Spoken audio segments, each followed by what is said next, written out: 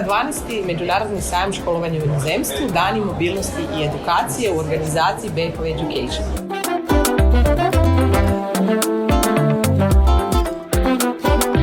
Pozdrav svima, moje ime je Klara Crnogorac, dolazim iz Zagreba i evo nas danas u Sheratonu na danima mobilnosti i edukacije. Trenutno sam studentica i dolazim s fakulteta Business School i SCP.